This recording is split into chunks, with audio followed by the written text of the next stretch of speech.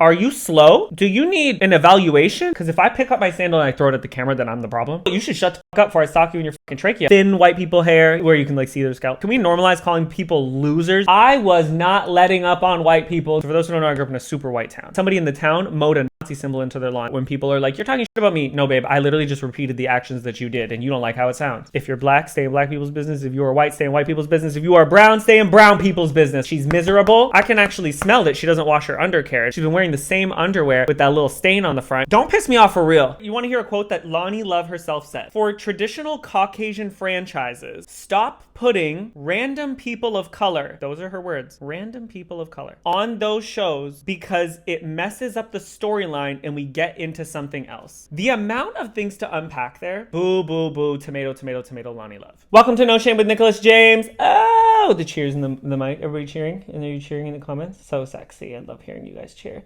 Cheer for me, Well, guys, no, we can't start like that. I had a Celsius. I chugged it. Right.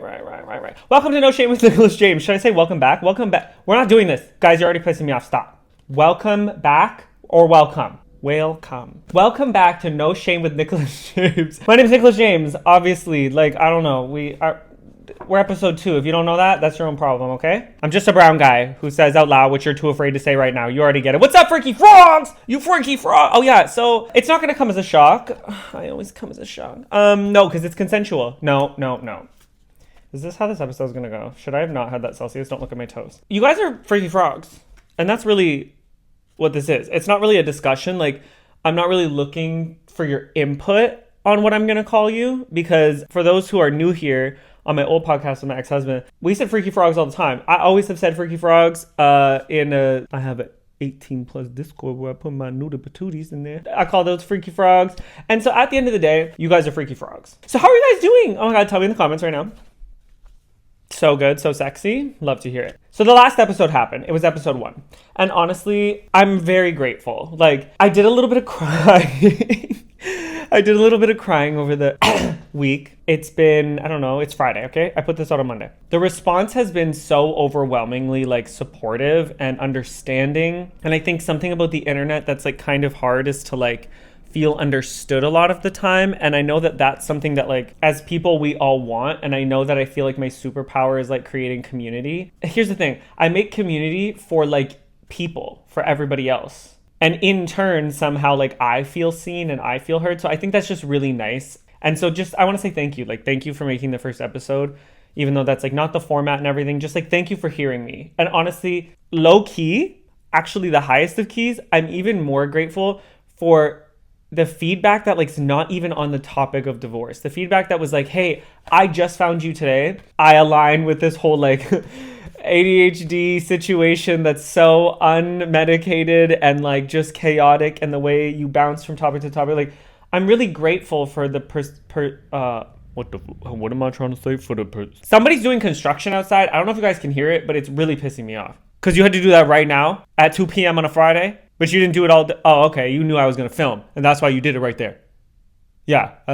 Okay. Anyway, so what's been going on in my life? Okay. So this is how the kind of outline's going to work. I'm going to tell you the podcast. So it's going to start with what's going on in my life. 2, we will go into, I don't even know. We're going to go into the don't piss me offs, right? Right. And then the hot mic cold truth, and then the help a hoe. So we got a few segments to get through. It's not going to be long. Actually, I don't know, because I can't shut up. Do you guys ever just want to be Nick, shut up, just stay focused, please? Okay, anyway. Since the podcast dropped, I have just been saying every day, I'm so lucky, And I say that before, but I don't know, something about putting that out and entering this new project with everything that I've been working on for a year, trying to get myself together as a person. I just was in such a crazy headspace. Everything was so great. It is so great. Everything is amazing. It is so great. So on Wednesday, I was supposed to get a tattoo, right? Do you see how I don't have a tattoo on my hand, visual people? Right. So let me get into why that's a problem. So I got into a little car accident. I was on my way to go get cash for the tattoo guy. I'm supposed to get a tattoo for Steven, my dog who passed, on my hand. Okay? Get into a little car accident, a little 1-2.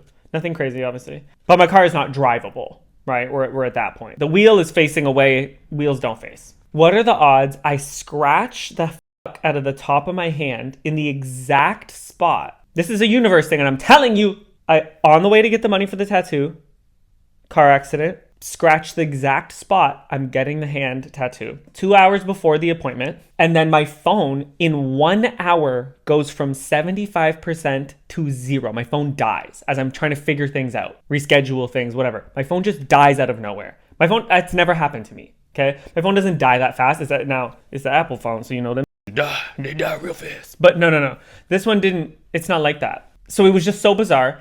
What time does my phone come back on? 4:44. What are you talking about? That's how I know there's universe things involved. What are you talking about? 4:44 for those who don't know. So I have that tattooed on my neck. And what it means is, for me, before I knew what spirit, so if you hear my mouth being like, it's because I'm super spitty, okay? I just chugged a Celsius. What do you want from me? Like, get a life, you freaks. When I was really young, I went through something quite traumatic. I mean, we all have childhood trauma. I'm not special. But for me, during that situation, I saw the time 4:44 on the clock. And then after that, every time it seemed like there was chaos in my life, I would see 4:44 and I would see it all the time. It was like something so traumatic because it was a reminder of that thing. Fast forward like probably 12 years, maybe longer. Still seeing it every day, still seeing it when things are traumatic, still seeing it when things are overwhelming. Even if it was positive overwhelming, it was in a time of overwhelm. Again, I'm a kid. I don't know what angel numbers are. I didn't know them until like a few years ago. And I'm 34 now. In my 20s, I was just like, okay, I got to deal with this. Every time I'd see 444, it's reminding me of this terrible time. But I've healed from that thing. I need to heal from this reminder. I turned it into a thing in my early 20s where I was like, when I see 444, whether it's on a license plate, a price tag, the time, anywhere, you can see it on a sticker on a water bottle, you can see it anywhere. I would say what I'm grateful for. Immediately, I'd be like, what I'm grateful for. I could see it 20 times in a day and I force myself, and this is, I'm not even kidding, every single day for years and years and years I do this. I stop whatever I'm doing when I see it. I'm like, shut up. I have to manifest or whatever I'm doing, but I didn't even know what manifest was at the time. I never even heard that word, but I just knew that I had to say what I was grateful for. And then I would speak something into the universe and I would be like, this is happening for me, or this is happening to me, not like something I want. I would say like, this is already happening. It just changed my perspective constantly and it constantly grounded me. And it's so crazy because now I'm like a woo-woo and everybody's like, oh, you meditate all the time, you whatever. I didn't know the word manifest existed. I didn't know what an angel number was.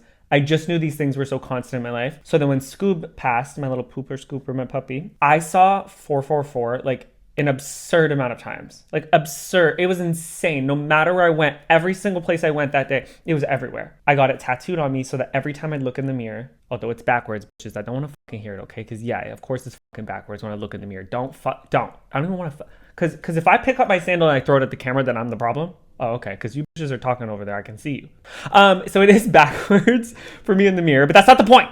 The point is, every time I see it now, it's the first thing I see when I wake up. I wake up, I gotta take a fatty piss, right? You know, who's thirsty? Shut up, that's weird. I wake up, I gotta pee. I look in the mirror, and the first thing I see is 444. So what is the first thing I do every single day? I say what I'm grateful for. I don't even know how we got into that. Oh yeah, I saw 444 on the clock when my phone came back on, and I was like, what the hell? And then it turned out my car looks currently really bad, but turns out the fix is like super easy.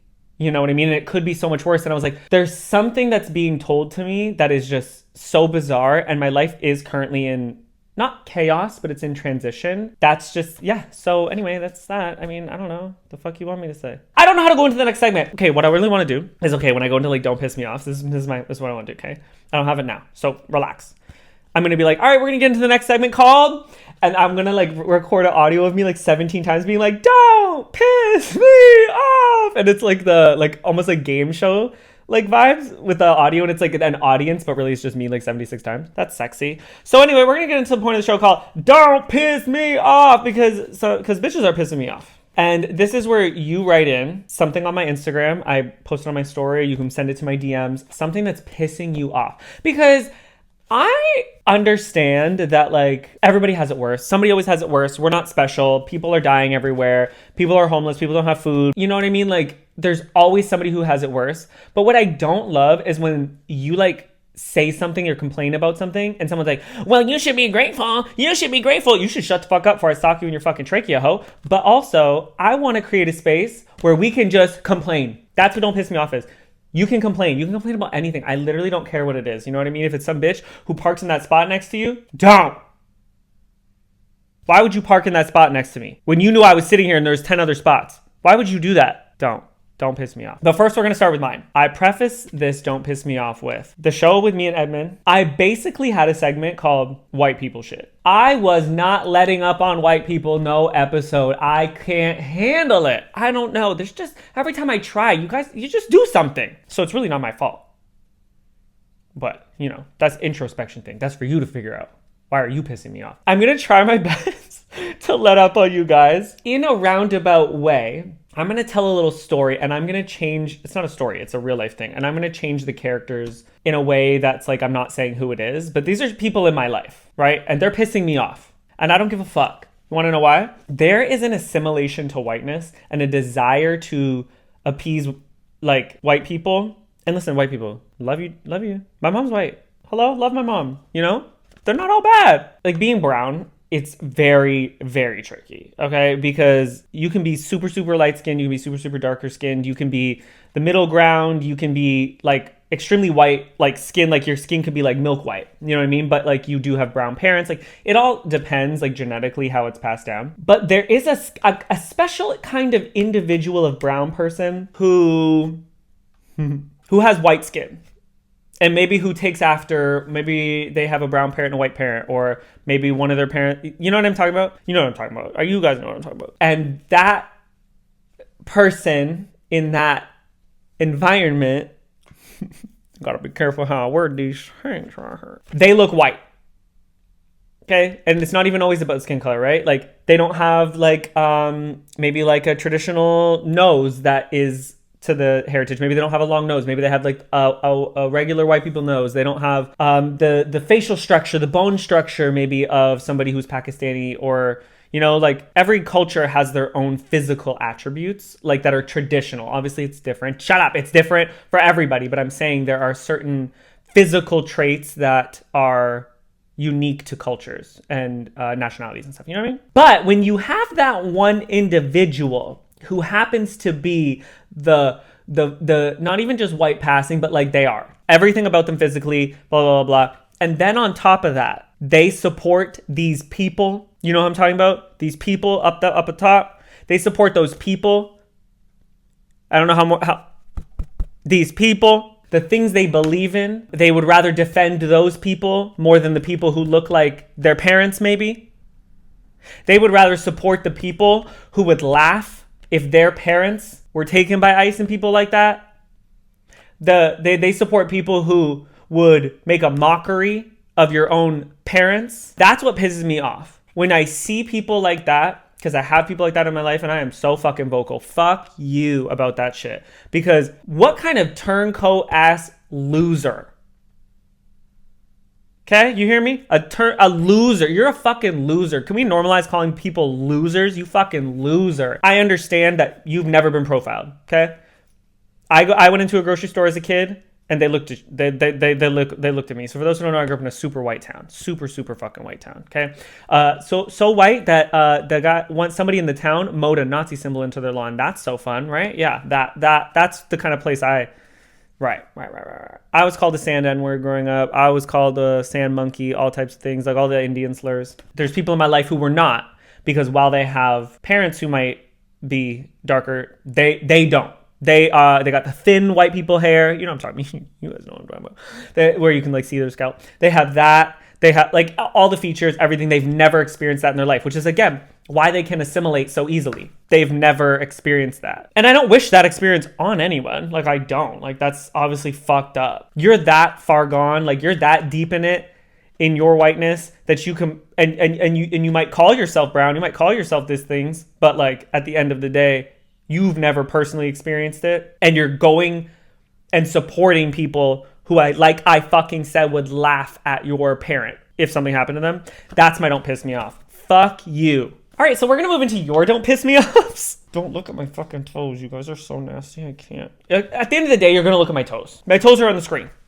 You're welcome. And my hair is so greasy, and I said that last episode, but because my car got fucked up, I couldn't go get conditioner. So my hair washes after this. So stop it. Your don't piss me off. So let's go. Somebody says, people who talk shit behind my back not realizing it's going to get back to me. The art of talking shit is actually wild. I'm going to tell you a little story, actually. So I used to work with somebody who talked a lot of shit about people. Do you know what I did? They talked shit about me. So I went up to them and I was like, hey, I understand. I literally said this. Hey, I understand that you're going to talk shit because that's who you are. That's what you do. And that's fine. You can be that person. Just be smarter about who you talk shit to. Because when you talk shit to people, you have to think, who's going to tell Nicholas? Who's going to go run back to Nicholas? Because don't talk shit to people who I'm friends with. Are you slow? Do you need an evaluation? Because I think you might. There are people who are always going to talk shit. And low key, sometimes, no, fuck you. Because it's not even talking shit when I do it. I'm just explaining who you are. Oh my God, wait, I love that. When people are like, you're talking shit about me. No, babe, I literally just repeated the actions that you did and you don't like how it sounds. So what now? Huh? Exactly. Don't piss me off, I swear to God. There are people who are going to talk shit and that's just who they are. And like at the end of the day, you can go up to somebody and be like, don't fucking talk shit about me. But that's like who they are as a person. You know what I mean? They're so miserable that all they want to do is talk negatively about other people because their soul is so negative that the hate that they feel for themselves, whatever.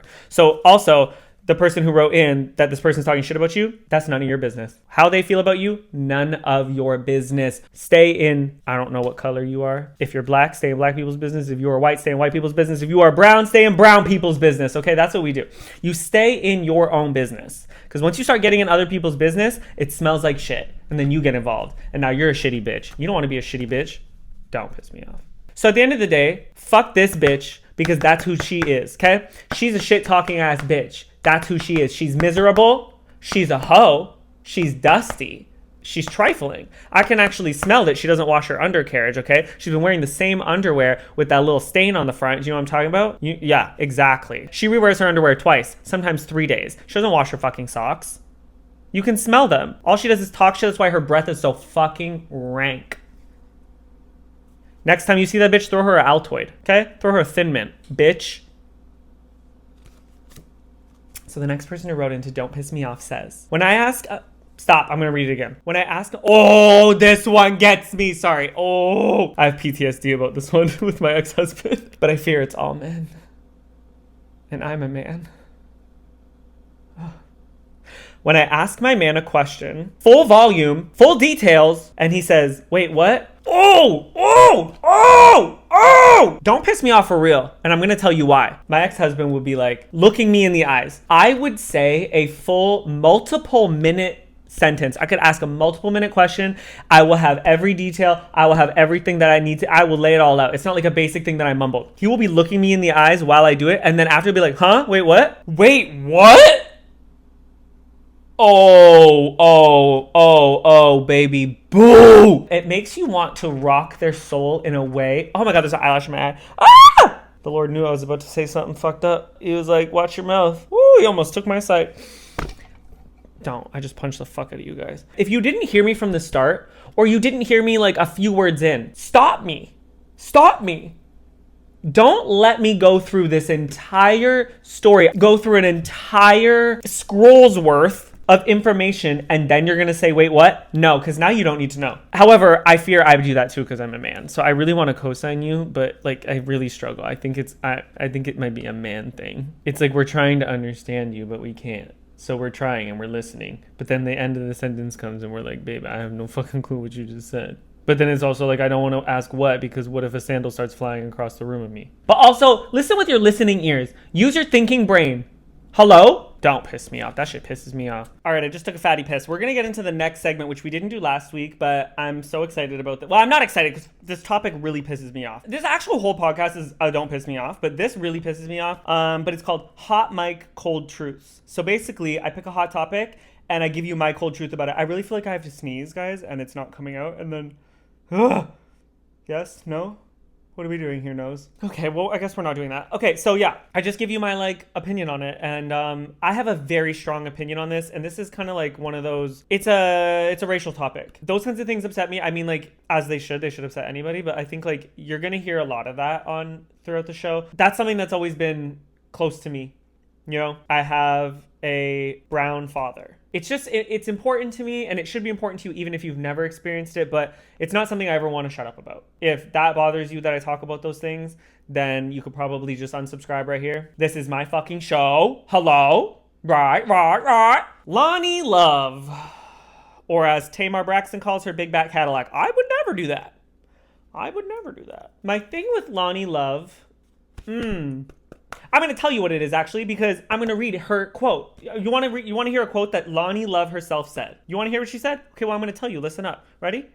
Okay, great. For traditional Caucasian franchises, stop putting random people of color, those are her words, random people of color, on those shows just to put them on it, because it messes up the storyline and we get into something else. The amount of things to unpack there, and it's even wilder because Loni Love is black. Just the blatant disregard for the need of representation is like mind-boggling to me. I'm gonna quote it again. Random people of color, she said. What makes someone a random person of color? She, in the context, is talking about Bravo because she was on Watch What Happens Live, Andy Cohen's after show for his Housewives series and stuff. This was a little bit ago, but I had this as a topic for my other podcast with Edmund because I really wanted to talk about it, but then, we stopped and life fell apart, whatever. Because it's really important to me. I'm a Housewives fanatic. I love Housewives. I actually think it is so important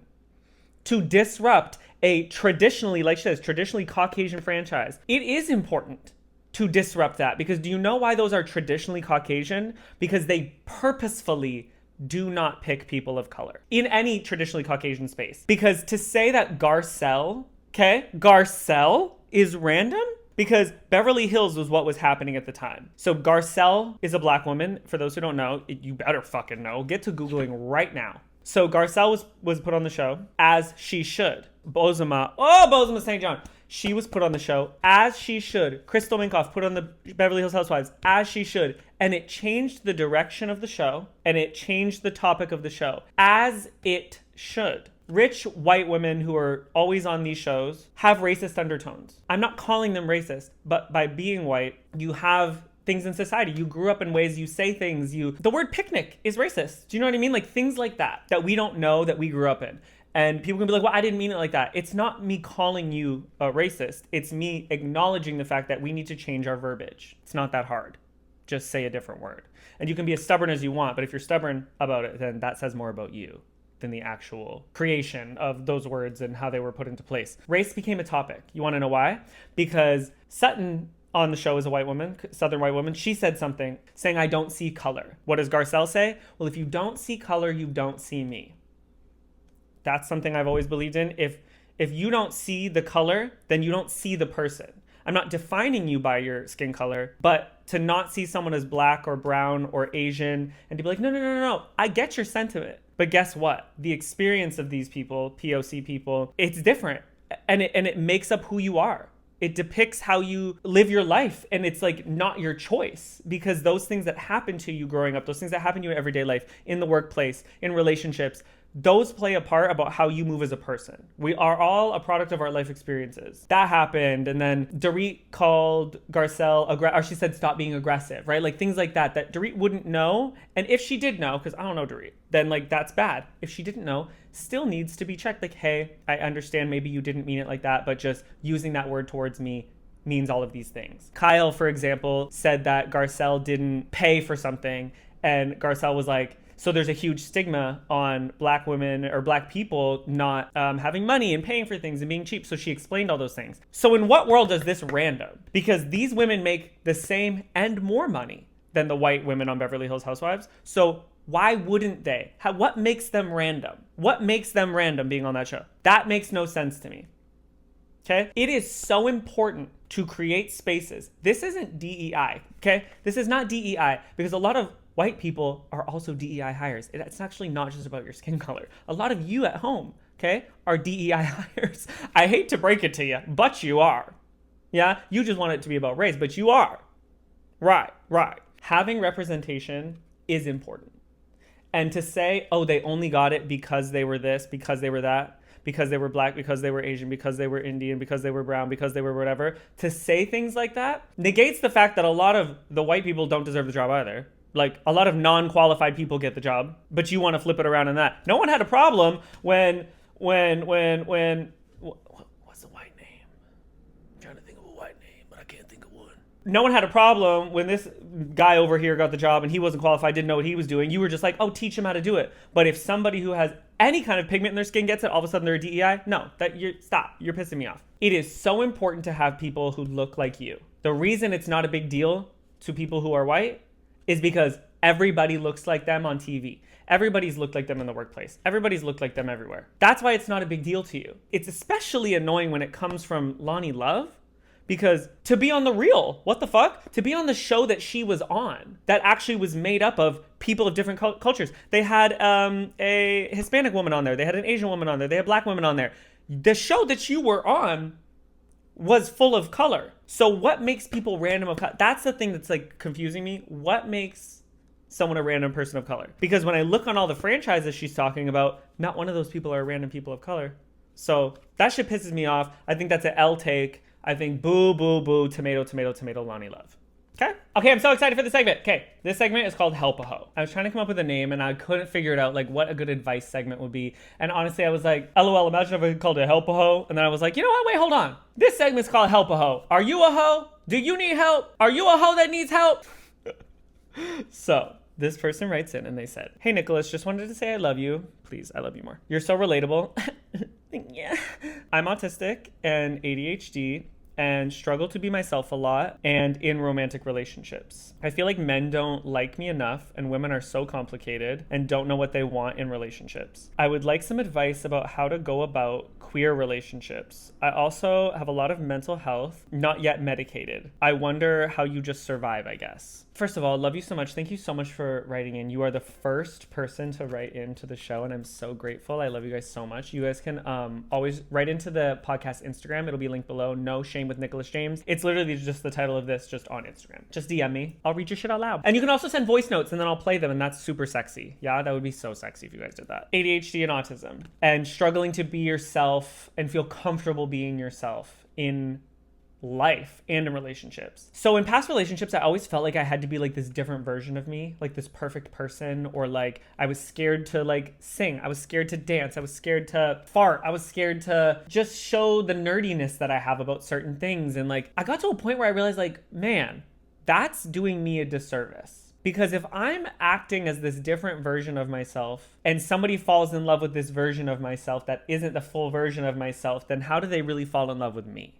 You know, at the end of the day, we all just want to be loved and we want to be appreciated. We want to feel seen. We want to feel heard. We want to feel intimacy. We want this level of comfort. That's what a partner is. You have a level of comfort with this partner that you don't have with anyone else. And that's what makes this special. And if they're a great partner, they will allow you the space. You'll know. You will know. You know, you start testing the waters, you know, with the little personality things, the little quirks, the little things that make you you. Giving little tidbits, you know, really early on before you've even committed to being like, we're dating. Like you have to show all of those things so that nothing comes as a surprise. But in the first few weeks of talking to someone, you should be like planting these seeds as to the things that you love and the little quirks that you have and who you are, so that by the time you solidify like we are together exclusively, they know who you are. You're going to grow, you're going to change, and things are going to happen over time, but you grow together, right? I just think it's so important. And I understand as somebody who has like so much anxiety. Like it's hard for me to talk to new people. I get covered in like rashes when I talk to new people in person. Like if I have to literally like do a return at a store, I will be covered in a rash. I look like I'm having an allergic reaction. So I get that. Sharing those little tiny bits of you will make you feel more comfortable rather than just being like, boom, this is who I am right out the gate. So I hope that made sense. Like that's just my advice on that, like on how to become more comfortable in those relationships and in life. But never be afraid to be unapologetically you, because at the end of the day, this is your life. You need to be selfish. People will be like, oh, you're so self-centered. You're correct. This is my life. So I'm going to be myself regardless. And there is 1 billion people in the world. I don't know how many there are. Okay, shut the fuck up. There's a lot of bitches. And at the end of the day, there is someone, you know, who will love and appreciate you and want to feel seen just as much as you do. Okay, but the next part of this. I feel like men don't like me enough and women are so complicated and don't know what they want in relationships. I'm going to be real honest with you. It's not a man or woman thing. I think we're all out here fighting for our lives, right? Just trying to figure out what we all want. I think that changes a lot. Like sometimes you'll wake up and you'll be like, damn, I want to get cracked today. I want to get my back blown out. Okay. I want to be bent over the couch, fucking getting pile drived by the Undertaker. I want that. And then the next day you'll be like, I just want to be loved on. I just want to be kissed and snuggled and hugged, and I just want affection. That's not unique to you. They will also feel that way. Like there's people who feeling change. So when you meet them, maybe they want something and then they don't. It's a confusing situation out here. Dating is not for the weak. Life is already not for the weak. I don't know why dating has to be hard too. It's like, damn, bitch, can't we just do this shit together? We're all fucking struggling. We're all fighting for our lives. Okay? This is the Hunger Games out here. In every aspect. Financially, romantically, spiritually, sexually, depends on who you are. I don't know what you like. Maybe you want to get fucking smacked in the back of the head. Well, you want to get your shit wrong, bitch. I love that for you. Do your thing, bitch. But you pull my hair, bitch, I'll fucking beat the dog shit out of you. I would like some advice about how to go about queer relationships. And then the mental health part, it's unmedicated, which same. And how to go about it. I'll tell you this right now. I am unmedicated. I always struggle with how to word this because I have a unique situation. I don't talk to a lot of people in person. I don't have a job where I have to continue learning like new information. I don't have a job with other like coworkers. I'm not in school. I'm in a creative position. So being unmedicated for me is kind of helpful in a way because it allows me to constantly come up with new ideas, be creative, constantly be bouncing from one thing to the next. There are negatives to it, of course. ADHD and autism, man, like depression is a huge part of that. But again, like those are the things you got to work on. If you're going to be unmedicated, you do have to prioritize your mental health in a way that's like therapy or constantly having a good routine, because routine is a huge part of autism and ADHD. Like routine is woo! I sent someone the other day, they were like, what's the typical day in your life? And I sent them the schedule and they were like, wait, not a schedule. I was like, no, I literally run on a schedule every day. If I don't, I'll be in disarray. Is that the right word? I don't know. Fuck off. I'm rambling, bitch. I don't know. What advice do you want? Bitch, you wrote into me. I don't know. You should know what you're getting here. Huh? What did you say? Let me read it again. Oh, yes. How to go about queer relationships. I honestly feel like queer and relationships are pretty similar. Everybody's being cheated on. Everybody's scared of commitment. Everybody also wants commitment. Everybody wants to be loyal, but also wants to do whatever they want. Everybody's feelings change. We all get divorced the same. We all break up the same. People will be like, oh yeah, gay relationships. Everybody just wants to be like in an open relationship. Boy, I know several open relationships that are straight. I don't know that there's like a handbook or a guide to dating as a queer person. I don't know. My fault is that the second I meet somebody, the first person I meet, it usually just works out. People will be like, oh, you bounce from relationship to relationship. The thing is, like, once I meet somebody again, like, I'm a brown girl, okay? I lock in. The second I meet you and I'm locked in with you, like, if we vibe, let's try it. Let's figure it out. That's my flaw. It's not even a flaw because they've all been successful. Whether they lasted like 2 years or 8 years, they've all been successful to me because I've grown in them. That's a success. Because a relationship doesn't stay forever doesn't mean it's unsuccessful because of how much you learned. And anyway, that's not what you fucking asked. Guys, this is what Help a Ho's gonna be, by the way. Like, you just say something to me and I just fucking go off on a tangent. Because again, like you said, I'm unmedicated too, ho. My advice for you, be yourself authentically. Don't be a different version of yourself. Don't be a palatable version of yourself. You are the palatable version of yourself. Does that make sense? You are absolutely enough. You said, I feel like men don't like me enough. Those men aren't looking for you. You are enough. That's never the question. The question is never, am I enough? You are. The men or women who don't find you to be enough are looking for less. Yeah? Let them look for less. You don't want that. You don't want somebody who wants less to settle for you. You'll be too much for them, but guess what? You will be the perfect amount for someone else because you are the perfect amount. Because you're you. Like, I don't understand that whole like mentality of like, oh, I'm not enough for this person. That's not your person then. It's not a bad thing to not be someone's person because there is a person for you. And so I just want you to really figure out like all the things that make you you and celebrate them. And because once those things that maybe you're afraid to be forward with and lead with because you want to feel comfortable in relationships and things, once you start to use those things and lead with them, you become so proud of them. Yeah, these are the things that make me me. And once you're proud of them, somebody's like, fuck yeah, I like that you love those things.